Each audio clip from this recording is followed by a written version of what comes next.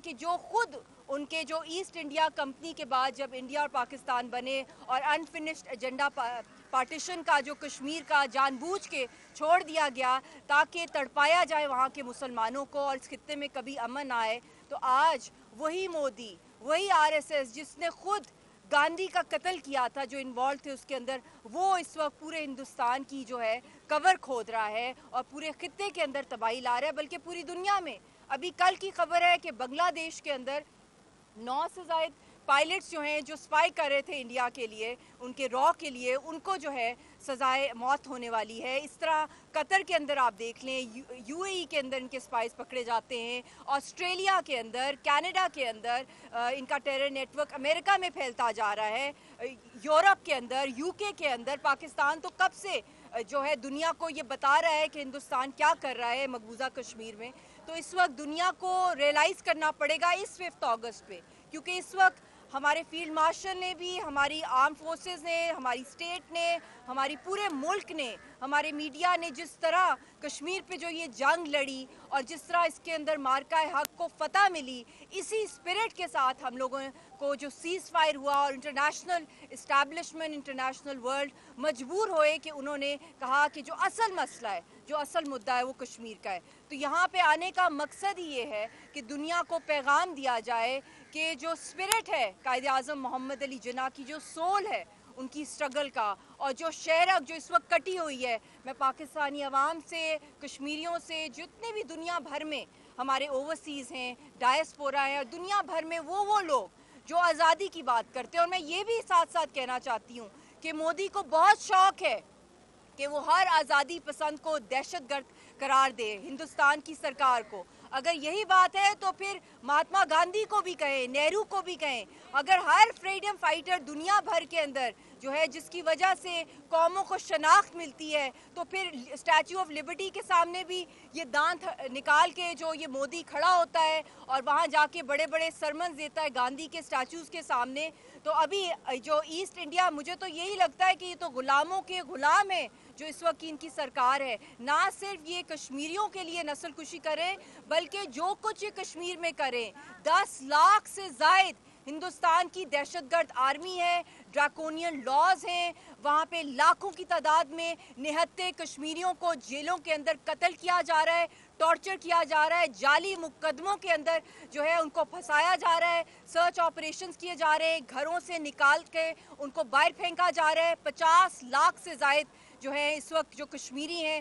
Indians ہیں، ان کو وہاں کے ڈومسائلز ایشو کیے جا رہے ہیں ایک ڈسپیوٹڈ ٹیریٹری کے۔ آزاد کشمیر کا جو ڈیموگرافکس ہے اس کو پروٹیکٹ کیا ہوا ہے، یہاں کوئی پاکستانی جو ہے اس کے پاس ووٹر رائٹ نہیں ہے، نہ ڈومسائل نہ اسٹیٹ سبجیکٹ ہے، یہ انڈر یونائٹڈ نیشنز فال کرتا ہے۔ تو جب تک کشمیریوں کو ان کا حق خود ارادیت نہیں ملے گا، کشمیریوں کو ان کا right to self determination United Nations کی قراردادوں کے مطابق نہیں ملے گا، یہ مسئلہ کبھی حل نہیں ہوگا۔ میں گلوبل پاور سے بھی آج کے دن اپیل کرتی ہوں کہ ہم تھینکفل ہیں پریزیڈنٹ ٹرمپ کے کہ انہوں نے سیز فائر کا ایک بہت وائٹل رول پلے کیا، اور اس کے اندر انسٹرومنٹل رول ہمارے فیلڈ مارشل صاحب کا بھی تھا، اور انہوں نے جو رول پلے کیا ایران اسرائیل سیز فائر کے اندر، مگر یہ سیز فائرز تب تک انٹیکٹ رہیں گے، تب تک ان کا میننگ رہے گا اگر جو اصل مسئلے ہیں وہ کشمیر اور فلسطین کا مسئلہ ہے۔ میرے بھائیوں، بہنوں، بزرگوں، میری ماؤں، بہنیں، آپ سب کو میں یہ کہہ رہی ہوں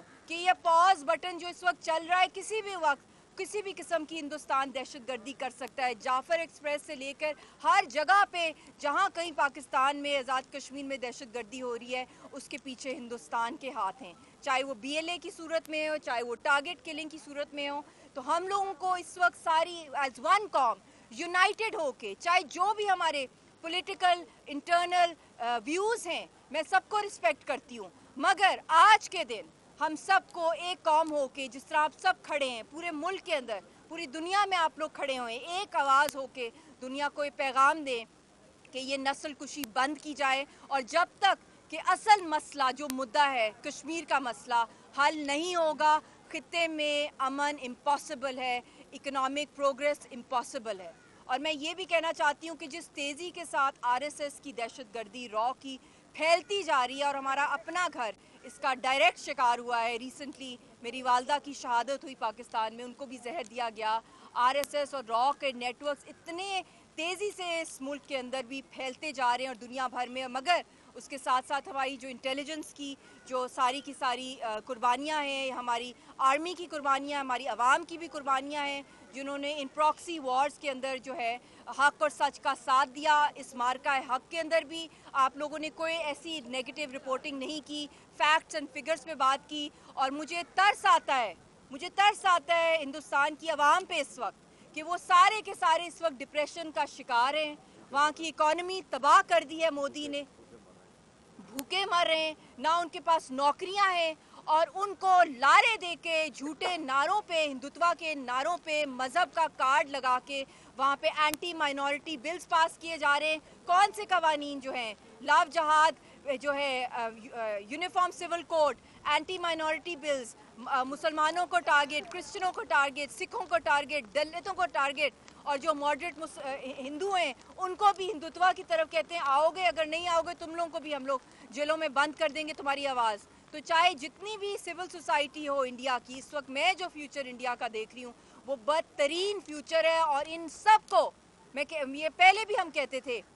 हमारी हुर्रियत की क़यादत भी कहती थी कि हिंदुस्तान की आवाम अगर कश्मीरियों के लिए नहीं निकलेगी तो एक दिन उनका हाल हमसे भी बदतर होगा। अगर ये हक और सच का साथ देते और कश्मीर की जान छोड़ते, 10 लाख से ज़ायद वहाँ पे फ़ौज है, अरबों खरबों का खर्चा वहाँ पे कर रहे हैं, और आज तक कश्मीरियों को जो है डरा नहीं सके, धमका नहीं सके। 16 से ज़ायद इंटेलिजेंस वहाँ पे उनके यूनिट्स हैं, उन्होंने हर हरबा इस्तेमाल किया है कश्मीर को किसी ना किसी तरीके से उसको कब्जा करने की, मगर वो नाकाम हुए। मैं हिंदुस्तान की आवाम से भी आज कहना चाहती हूँ, निकल आओ सड़कों पे, आवाम निकले, रेला निकालो, शोर निकालो। ये तो तुम सब लोगों की खुली कब्रें खोद रहा है, खुद तो इसको मरने का शौक है। ये तो मेंटली रिटार्डेड आदमी है जो हिंदुस्तान का इस वक्त प्राइम मिनिस्टर है, और ये एक पागल आदमी के हाथ में न्यूक्लियर कमांड्स हैं इंडिया की, और ना सिर्फ ये इंडिया को तबाह करेगा बल्कि पूरे खित्ते और दुनिया की तबाही का मरकज़ है। इसको फौरी तौर पे इंडियन अवाम जो है पागल खानों में एडमिट कराए।